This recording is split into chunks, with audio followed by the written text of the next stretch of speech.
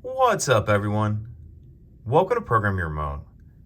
Today we're going to take a look at how to change the battery in this Nissan key fob.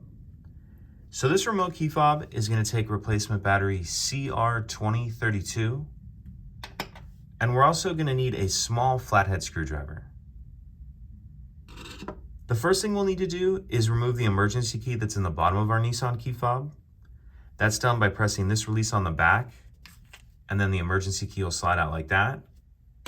And we can just set that to the side.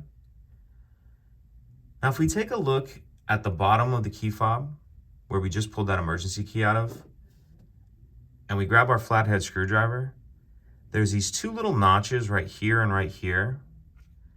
What you're gonna do is put your screwdriver in that little notch like this, and then just twist. Come over here and do the same thing.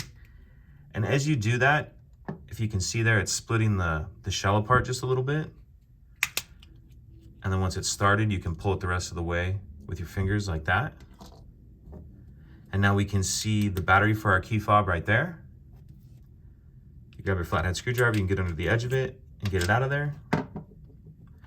Then we'll grab our new battery, and we want to make sure that we're installing that with the plus side down, like that.